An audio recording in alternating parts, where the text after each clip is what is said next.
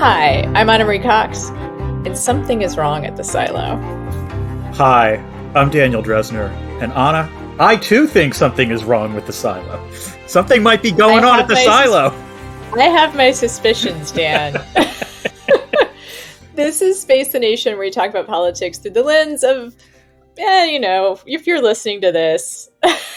This is a special episode of Space the Nation where we're kind of going off book, but we are talking about the second part of season 1 of Silo on Apple Plus, yes, which just concluded, I think, a couple of weeks ago, and which Anna and I think, both thought was pretty engaging and worth talking about. I wasn't as fond of the second half. You know why? There was no Will Patton, among other things. There was no Will Patton.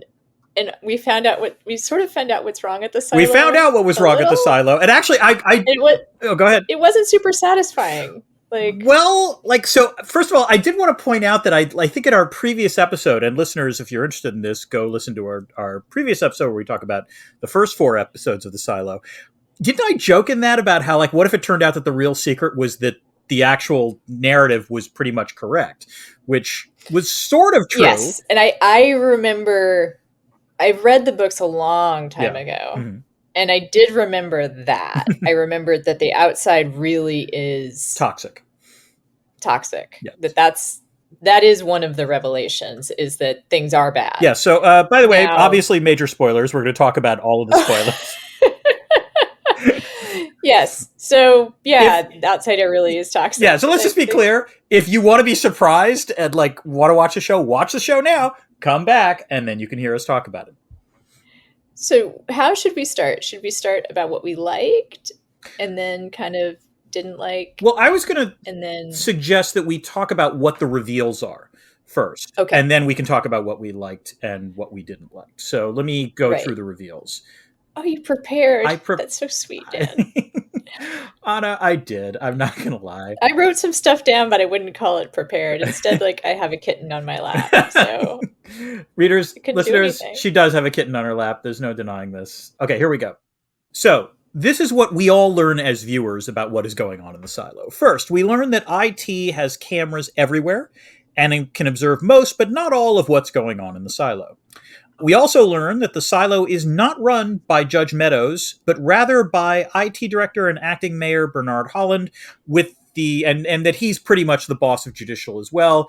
Judge Meadows appears to be sick, and we don't really know much more about that. Alcoholic. Was it alcoholic? I thought she might have the sickness. I wasn't sure. No. Okay. She's there's bottles around the apartment. Oh, good pickup. I did not pick up on that. Mixing a gin. She's mixing a screwdriver or whatever it is they have. Got it. She's an alcoholic. We learned rather, she's drinking to numb the pain, alcoholic or no. Yes. We learn that the selective breeding thing is real and that Juliet Nichols was in fact an accident. It seems pretty clear that the silo does not want very curious people to grow up. We learn, most importantly, that the world outside the silo is in fact toxic. Evidence, indeed, of what potentially is a nuclear war level extinction event, but that those who exit the silo are fed the same video suggesting it's actually a verdant paradise, which, among other things, perhaps causes them to clean. It's a little weird. We also learn, most importantly, that there are more silos. I think we see silo number 18, or there's the number 18. Unrealistic number of silos. Yeah, all right next to each other. This was something where I couldn't quite figure it out, where it looked like there were silos every basically 50 yards from each other, and I'm not sure how you can have all those silos right next to each other. And most important, we learned that there's a reason IT's heat tape sucks. Because that's how those sent topside wind up dying. And because Juliet, when she is sent outside, which happens in the last 10 minutes of the last episode, is given the good heat tape from Supply, she lives a lot longer after being sent out to clean, and chooses not to clean and realizes everything that we learn. Anna, anything on this? Okay, I kind of want to start with almost each revelation, but maybe we'll go back from the last one. Okay. The heat tape thing. On the one hand, genius. Chekhov's heat tape, Dan. It was I have to admit, I think after doing this podcast for a long time, I've gotten pretty good at picking up, that's going to be relevant later on. That's going to be relevant later on. Did not guess for a second that the heat tape mattered. Nope. That was genius. Yeah. That was wonderful. The heat tape as a Chekhov's heat tape thing, genius. Loved it. However, as the thing that it does, like the yes, but the part that it plays, right. I mean, so again, like, where am I going to draw a red line here, right? Yeah, like, it's the mark of a not great show if you have a little bit of trouble with the weight of disbelief in random places. I feel like, mm-hmm.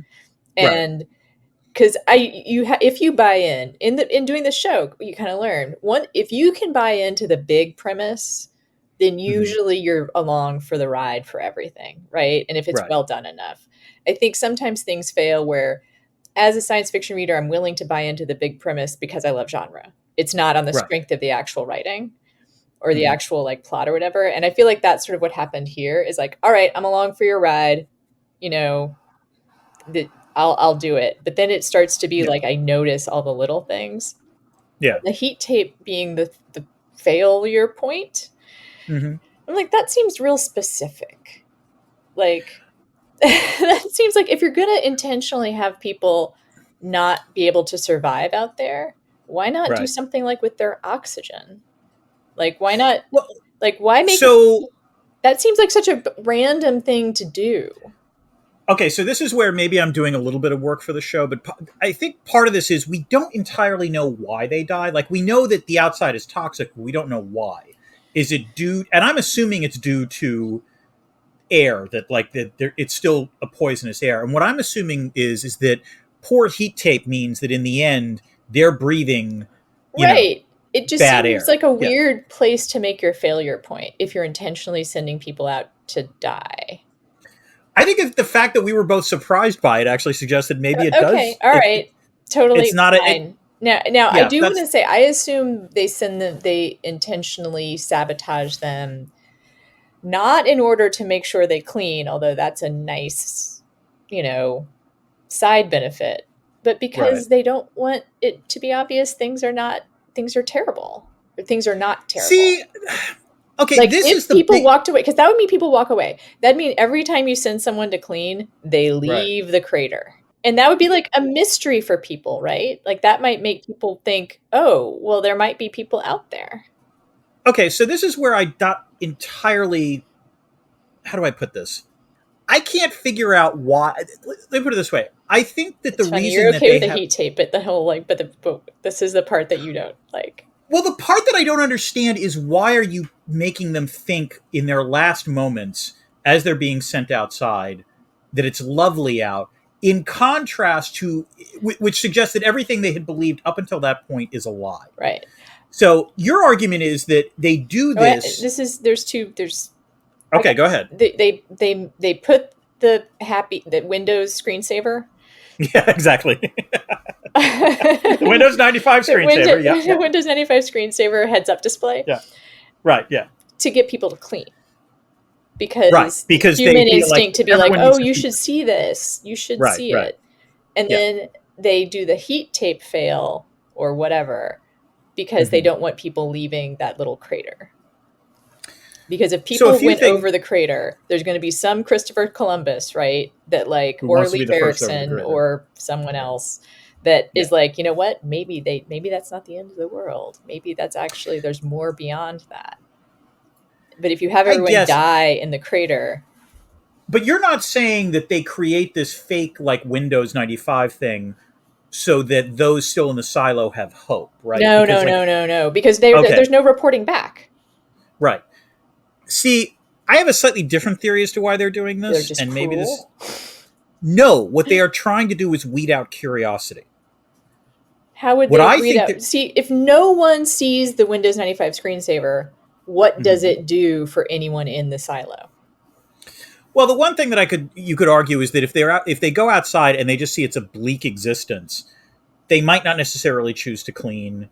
But the cleaning doesn't really matter. Like, they like to have the cleaning. It matters a little bit, but yeah, no, you're right. It doesn't matter that much. But also, maybe it's just too sad to see at that point. Like, I think it does. But again, does nothing for the people inside the silo. All you're doing is offering a picture to someone who's already going to die.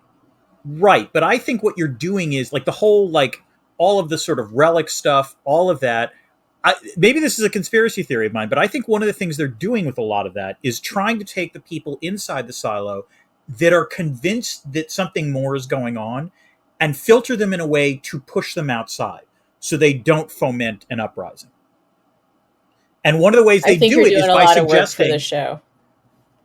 I don't know. So they've planted so they actually want people to have relics, because if people have relics, then they'll get curious about the outside. So they actually like the Georgia guidebook. They actually planted that. I'm not saying they planted it. But they're okay with it being out there. They're okay with it being out there because what winds up happening is it draws certain people to it, and those people then get sent outside. Yeah, I don't think so, Dan. All right. Because the amount of control you'd have to have over a population to only get the curious people, and to not have the curious people inspire curiosity in others. But we know that, among other things, they limit who can procreate because they are trying to, I think, weed out curious people. Right. But what if a curious person doesn't come across a relic or whatever? They're still curious, and they're going to have curious kids.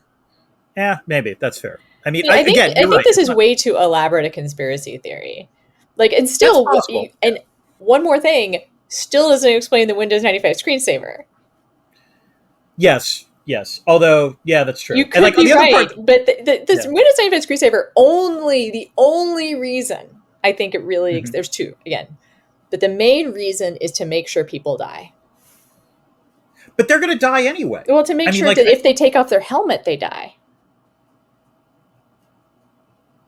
They'll get tempted to take off their helmet. The Windows 95 screensaver makes them tempted to take off their helmet.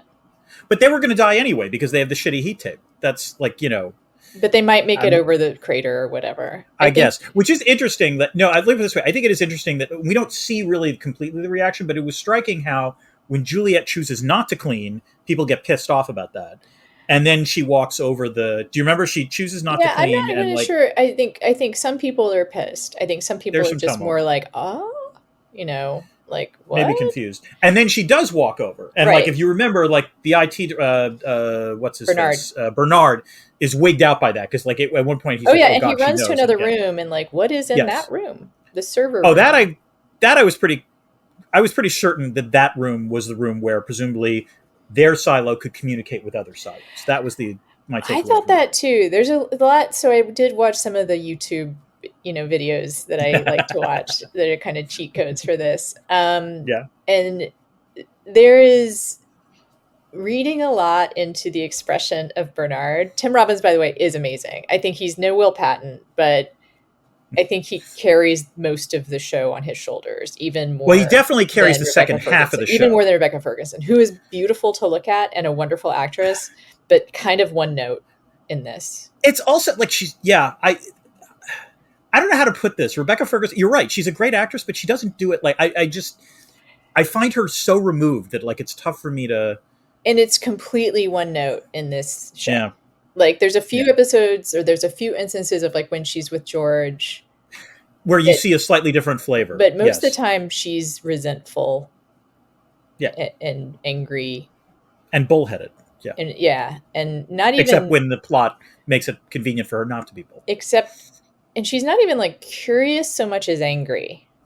She's vengeful. She wants to find out. Right. She wants to find. She actually needs a vengeful reason to find things out. She's not just naturally curious. George is just kind of he just wants to know, and she's not. And we discover through her conversation with that. Anyway, I think Tim Robbins carries the weight of the show on his shoulders, and so I do think it's justified for people to really do minute readings of his facial expressions.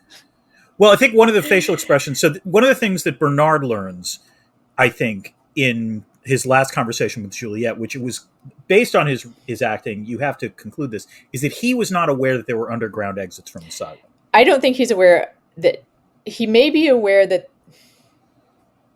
You're right. He may be aware of other silos.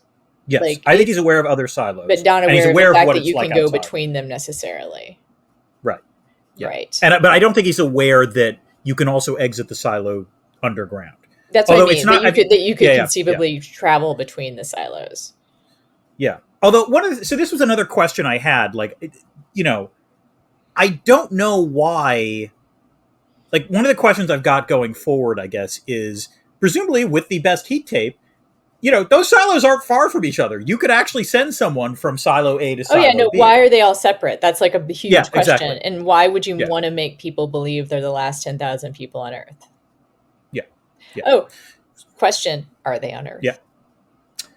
I assume they're on Earth. I mean, among other things, the relics suggest they're on Earth. So, that's true. Yeah. I mean, I thought that was a fun out-of-the-box question. But yeah. You could do. I don't think they're going to do that. Again, from my recollection. Sorry, spoiler alert. My vague recollections of the book. That's not the case. It would take a lot of work. I also want to know what the deal was with that blackout video. So this is the other thing that's bothering me about this. Do you remember that in the first half of the show, there's the episode where they have to kill the power? Oh yeah, and I have an answer for this. Oh, okay, good. Because this annoyed the fuck out of me. So we see, the sensor showing the bleak, desolate landscape as the power cuts off. It briefly cuts to the Windows 92 or Windows 95 screensaver, which looks lovely, and then it goes out. Yeah. Sorry. So Hugh Howey did an AMA. Oh, okay. And this is his response when someone asked about that on the AMA, which is kind of it's funny. Which is he was like, I don't know why they did that. Like. So the answer is there is no answer. Okay. The answer is he was like, I guess they were trying to increase suspense or create something for people to have questions about. But it's a massive cheat. He was literally like, yeah, I don't know. That's not in the book. That's not. And he has a lot of input on the show too. Right. Yeah. My understanding is him and Graham Yost work pretty well together. But I think in the AMA at least, he's like, I guess they did it to increase the tension. ? But it doesn't make any sense. No, it doesn't. It's like it's a fake out. It's a fake out. It suggests that if you cut the power, it turns out it's lovely outside. No, it's a mistake on the part of it's a mistake on the part of the creators of the show. Yeah. It's not a mistake on the part of the creators of. It's just dumb. It's just a dumb mistake. Right, but I don't think that the creators of the show made. But I'm just going to say it's a dumb conscious mistake. This wasn't an accident. They did that for a reason. And what I'm angry about is that the reason is to fake out people. Which I don't have a problem with fake outs. That's fine. But if the reveal, it has to be logically consistent, internally logically consistent with the reveal. And it wasn't. And that annoyed me. I agree. And I think that's the curse of the Mystery Box show. And, that's where shows got got in trouble, which is they'd sometimes do just weird stuff for the sake of it being weird and make people ask questions about it. And then, that was just a thing that happened. Let's see. I had another question. The syndrome. Yeah. I don't think you mentioned that in your kind of rundown. I did not. Maybe it's not that much of a mystery.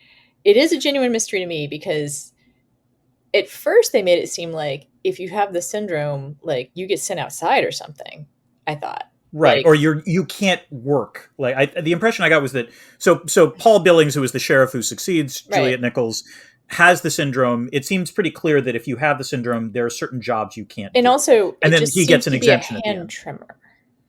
I think it's more than that. I think the hand tremor is the symptom that's most obvious, but yeah. But why would it be? I guess, and I guess I wouldn't necessarily want someone with hand tremors to have a gun. Yeah, that would be bad. But not many people in the silo have a gun. And also, it wouldn't necessarily keep you from working for a long time, like in IT or something. I agree. I think it's it's just like a weird ableist thing to me. I mean, the impression I got is that Paul wanted to be a sheriff, and he couldn't have been a sheriff while having the syndrome. At least he didn't think he could. No, because his story about being a kid made it sound like having a syndrome is this incredibly shameful thing. That's correct, because he sells the story about this other kid who had it, and then he beats up the kid when he guesses his secret. Let me put it this way: it's one of those things where I don't know if the show is bad on it, but it's just shaky on the details, and we don't know enough. Yeah, I would assume that something like the syndrome is maybe really threatening to the silo in the sense that if it becomes clear that there's a fraction of the population that gets this from being in the silo, that's going to be a problem. Except that everybody knows what it is. That's true. No, I think it's just I think it's just they should have I needed more. It might be totally make sense. It might be something that completely makes sense. Let's see what else I had. Tiny thing. So they crawl 100 stories down the trash chute. right? Do they crawl down? Okay, well, they scale, which is then that's a long way. Yeah, but fine. Right.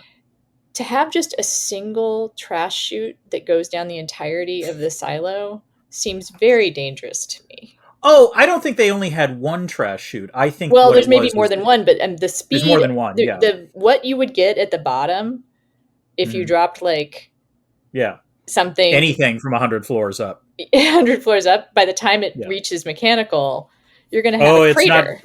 It's going to be dust. Yeah, the shrapnel from that would be bad. Yeah, so I think that's a flaw in the silo design. There's something wrong with the silo design in the silo. That's what I'm trying to say, Dan. When I say something is wrong at the silo, I mean the design more than anything else. Okay, so if we're going to get to this, there are a couple things there are questions about design of the silo and rules of the silo that I am also confused on.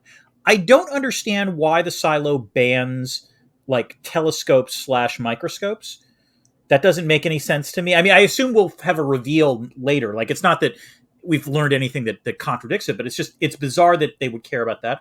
I certainly don't understand why the silo couldn't have an elevator that goes up. I believe we will learn about that. Okay. My suspicion is that it has to do with social engineering. Possibly. I know that acting in community is very important to you, Dan, that people learn how to behave in communal ways. It is, Anna. It is kind of important to me. So not having an elevator makes sure that you have community based around where you live. Well, I live for this way. At a minimum, I could see, if nothing else, as you say, it's an ableist show in some ways. So if there are people that are handicapped in any way or have difficulty getting up the stairs, I could imagine there being an elevator, but it's a privilege to get on the elevator or something.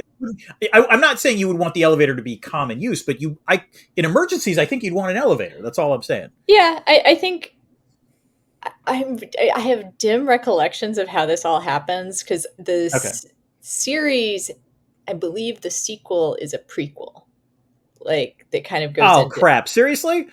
Oh, that's going to be annoying. No, well, I don't know. I don't remember exactly. Okay.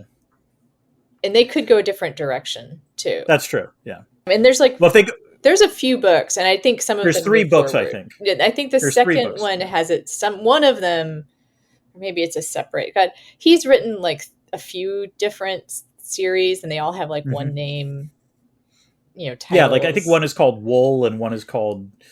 I can't remember something. I don't know. I'm kind of curious about reading it now, but I think that.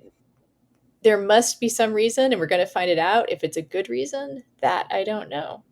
That I do not know. Do you want to talk about just what we think of it, as a whole?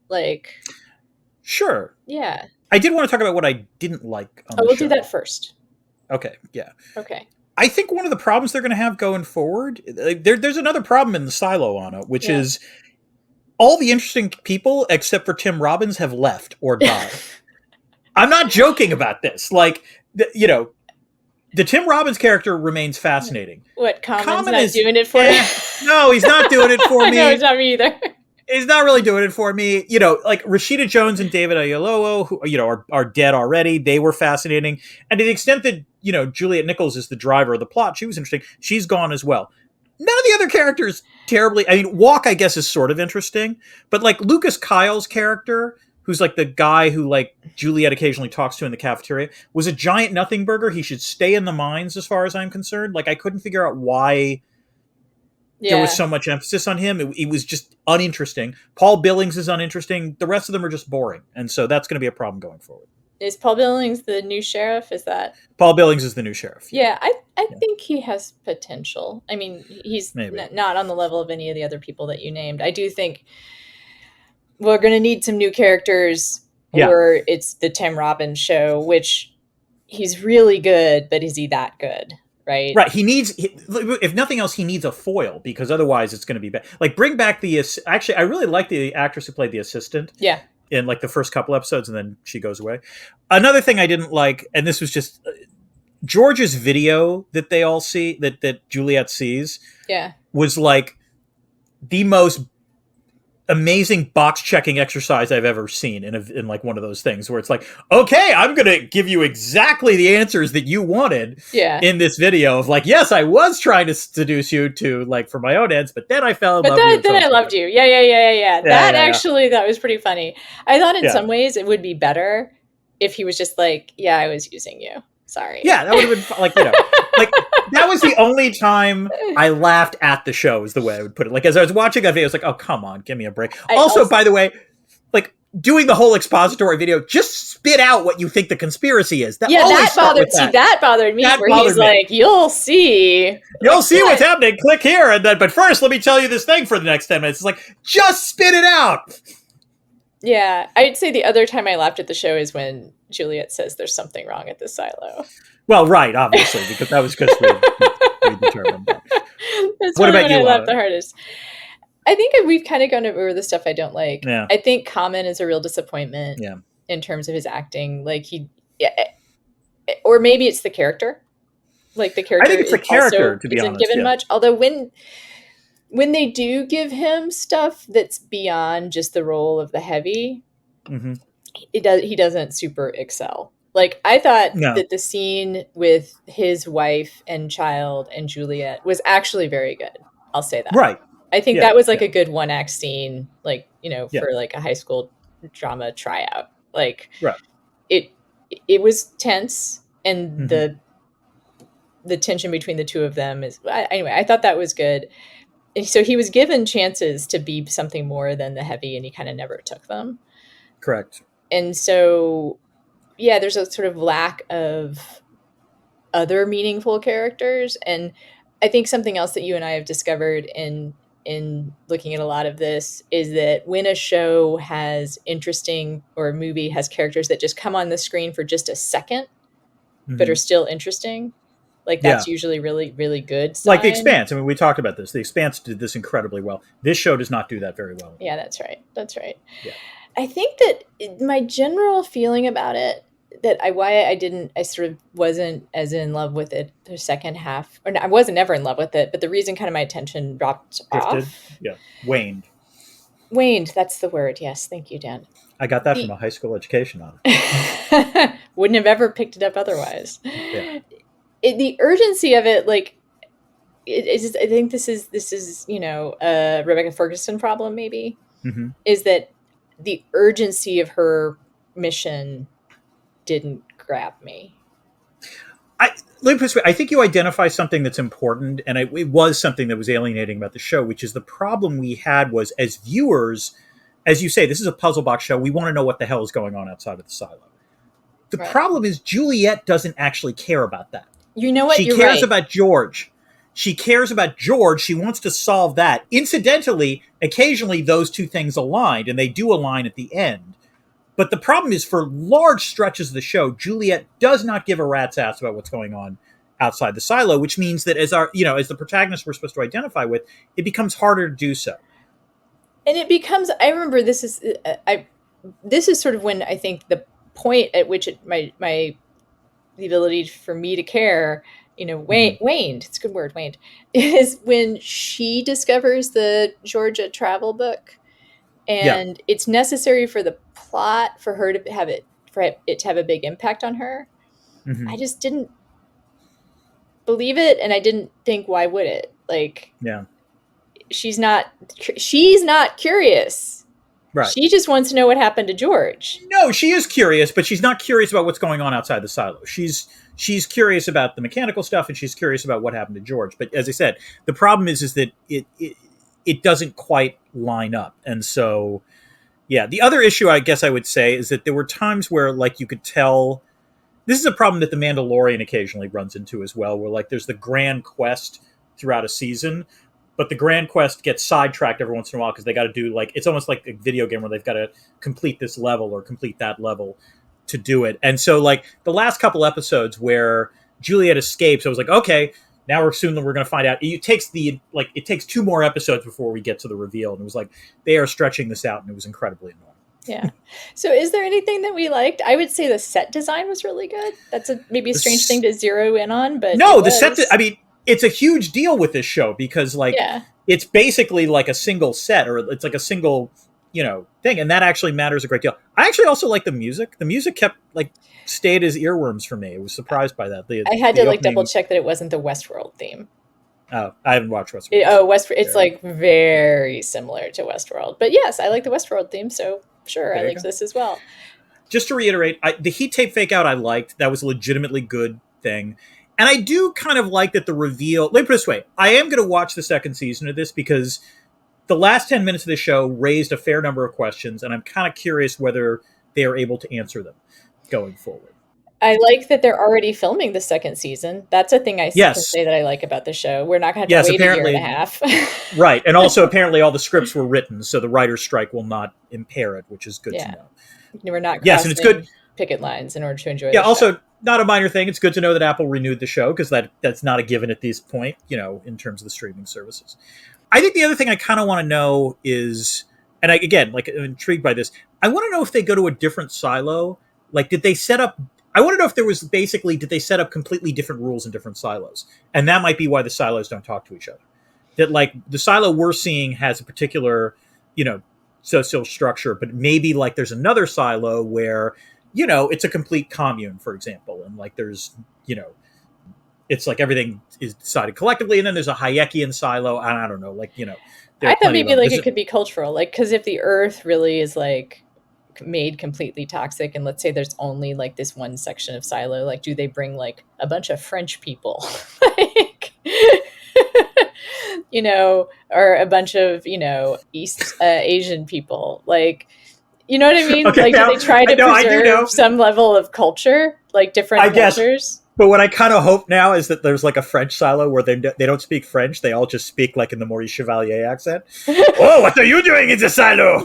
Well, that's we have never seen you before. If we saw that, that's how it would be, because it's an American TV show. I don't know why I thought of French. I think it'd be really stinky. That'd be a very smelly silo. Oh, yeah. Oh, God. That could be a problem. But they would have been making wine all this time, too. That's... Oh, but although there's alcohol and there is alcohol, but it doesn't look like it's wine. I'm thinking there'd be a silo terrier or whatever. Well, this is the one thing I did. It's not champagne. That's just from level 22. Champagne is from level 33. The pact says that you can only call it champagne if it comes from level 33. Otherwise, it's sparkling silo wine. I'm glad you brought up geographic indicators, my favorite thing about international trade. See, there's IR in the silo as well. Yeah, are we going to do IR and capitalism? I feel like there's... No, this is a special episode. We don't have to do that. We don't have to do that. It weirdly, that is a day job thing. We do bring our day jobs to this. And these special episodes are when we don't have to do our day jobs. It's when we all let our hair down and just say what we liked and didn't like about the show. Yeah. I don't think I have much left. I was going to say kind of a global comment, which I think I am interested in the experiment that is Apple TV. Well, let me put it this way. Doing a lot of really luxurious shows, for lack of a better word. It's not just luxurious shows. It's also luxurious sci-fi. Yeah. I mean, they're sci-fi heavy. It's not just this show. I think season 2 of Foundation is about to come out. That looks like they spent a fair amount of money on that. I think they have another show called Invasion, which is a sci-fi show. I'm trying to think if there's others. I'm pretty sure there are, but I could be forgetting. Little show called For All Mankind. Oh, For All Mankind, of course, yes. Also, not a cheap show. These are good things to have. So, I'll be curious to see how this streaming service prevails over time. Yeah, I mean, they have an advantage in being Apple, because it's such a... Well, it's like Amazon Prime in the same way that it doesn't really matter if they don't have a brand. It's almost an afterthought in the corporate structure. I'll ask a question before we wrap up. Yeah. Are you reading or watching anything that our listeners might be interested in? I'm glad you asked, Anna. I mentioned this in the Discord, but I do want to praise it again. In fact, maybe we can talk about this at some point on the podcast. I just finished Gabrielle Zevin's Tomorrow and Tomorrow and Tomorrow, which is a line from Macbeth. And it is a book about the gaming, about a pair of Californians who start developing video games together, and it's about the interesting relationship they have and a few other characters. And I will say, I was surprised at how affected I was by it, even though, as listeners know, neither Anna or I are big on gamers or are big on video games. And I didn't even think I was necessarily gamers. We're fine. We're fine with gamers. We're fine with gamers. We love gamers. Yeah, right. The actual gaming is the thing. I was actually surprised, I guess, at how gaming literate I was after reading this book, because like there are references to other games that I had at least heard of. And the games that they actually develop in the book are actually kind of cool. And again, extremely well written. It's a great novel. Came out, I think, a year ago and has done extremely well. So I'm sure our listeners are familiar with it. There was some discussion on the Discord about how games have become perhaps more accessible since you and I last tried, which it has been a while. That is fair. They are getting to a place where there's a mode where you are playing. You're not just like walking through, which is boring, and I don't want to do that. Right.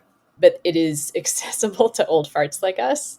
Because I have been curious about, I believe people who argue that it's a narrative in its own right, and there can be very beautiful stories told through games. Well, I mean, The Last of Us is clear evidence of that. It's just I've never been able to be good enough to be able to like appreciate the story. I just want to add that someone has to create a company called Old Fart Games. I think that would actually make a ton of money, and just putting that out there into the universe. And you had something else, Dan. I did, just to say, and maybe we should talk about this at some point. I'm enjoying season 2 of Strange New Worlds. Oh, yeah. This is a show that is really getting into the groove, is the way I would put it. And yeah, I'm actually legit amazed at how well that show is clicked compared to the other Star Trek shows that are out there. I mean, the last season of Star Trek Picard was okay for a while, and then incredibly disappointing in the ending. Star Trek Discovery has had its own issues. Again, there are times where it's really good, but like it has a weird relationship to the rest of the Trek universe. And Lower Decks I love to death, but you have to be steeped in the canon to enjoy that show. It's Anson Mount's hair. It's just undefeatable. That hair, man. Jesus. It is almost distracting. Like when I'm watching the show, I'm just like, wow, that Captain Pike's hair, man, how could he be anything but Captain Pike? Because that hair needs to be on the head of a captain. Like, yes. That is captain's level hair. Like I don't. It's possible he wasn't even that good at his previous assignment, but I'm betting the Starfleet Board of Review looked at that and thought, okay, we're promoting that dude. Like, I agree. I saw the most recent episode, and what's interesting about it to me is that it combines kind of the best elements of the original series with prestige TV. Yeah, I agree. It's episodic in a way, right? And it has somewhat even like, new planet, new week, new planet, you know? Mm-hmm. But the acting is really, really good. Yeah. They're sparing no expense on, what it looks like. And it has a depth to the characters that is prestige TV kind of depth.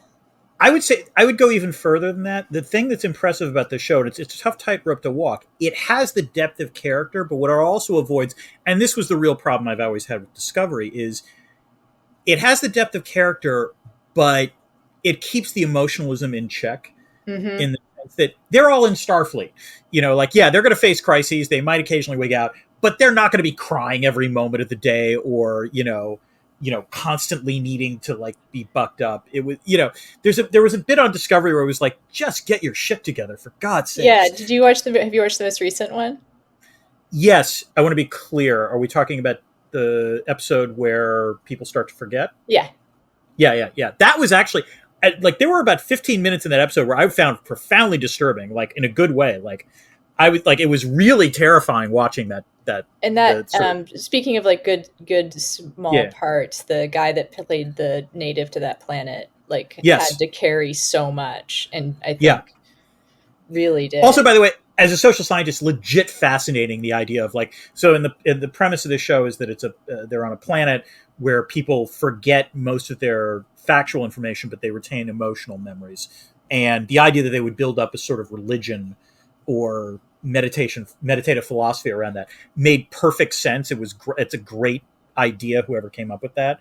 And that character does a lovely job with what is not a huge role. So I agree. And I don't want to say too much more about it because there would be spoilers, but I think that when you talk about they're still in Starfleet and so they can't feel too sorry for themselves. I think that the show does a good job of like, there's human pathos, but these are fucking like Starfleet officers.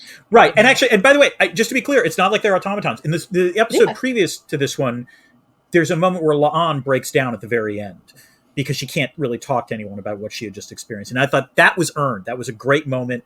Totally makes sense. I'm glad they did that. But it wasn't more than that, if that makes any sense. And so, I think the show has finally hit a 21st century formula, is the way I would put it, for how to do Star Trek, which is, promising. Okay, Anna, do you? What about you? Is there anything you're watching, viewing, reading that you would recommend? Well, I have a kitten. I have a new kitten, Dan. Well, that goes without saying. So I have been watching him and viewing him, and he fits into our universe because he's a black cat, so he's spooky. Okay. He's just getting wiggly. I wasn't actually going to talk about him.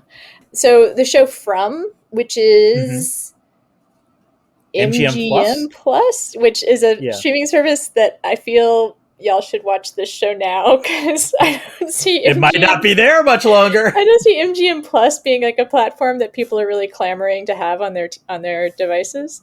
But it stars Harold Perrineau, who you might recognize from Lost. He's the sheriff. Wow, lots of sheriffs in our show today. And it's a town. And Dan, there's zombies. You should take a look at it. It's a town that every night is besieged by zombies. Ooh, okay. And it's also a town that you are trapped in. People get there by all sorts of ways, all sorts of places in the country. Although, interesting question for, us as people who know that there's a rest of the world out there is, I don't know, is there a town like this in every country, in every continent? Because everyone in this town is from America, but just different parts of it. Like they're driving through some part of the country and they stumble upon this town and then they can't leave. And something might be amiss in the town is what you're saying. Something is amiss. It's zombies. That is not a mystery. The mystery is, how did they get there? Why are they there? Who's bringing, what's the point of being there? And I mean, there's definite IR actually, because one of the things that happens is the townspeople are kind of living in a state of nature until Harold Perrineau's character gets there. Like it's just, everyone's out for themselves. Like, so the show doesn't start with him as sheriff. He winds up becoming sheriff. No, it starts as sheriff, but then they're flashbacks. Oh, I see. Okay, fair enough. And because you do wonder, if you're people like us, like, I wonder how it got to be that there's this fairly well organized, social structure just from people randomly arriving there. And it turns out there wasn't a fairly well structured social structure, a fairly, distinct social structure until they decided to make one. Oh, interesting. And it is genuinely spooky, I will say. And I did binge it. I kind of held off because sometimes when you're binging something, you have to stop so you can continue to enjoy it later. Because I'm mostly an adult now. And I can sometimes not just sit down and binge things all in one watching. That's a little tough. Sometimes. There is something I kind of want to watch at some point. I think it's now available on Amazon Prime because it's a movie that just came out, but it's called Biosphere with Sterling K. Brown and Mark Duplass. Oh. Which I think the trailer suggests that it's basically two people living in a biodome, and then they're the only ones alive. Hence the title, Biodome. Yes, yeah. Yes, right. Or Biosphere, yeah. Biosphere. But I think there's some sort of calamity that happens, and then there are the only two people alive in the world. But like the trailer looks interesting, and Sterling K. Brown is just a fascinating actor. I will watch him in pretty much anything.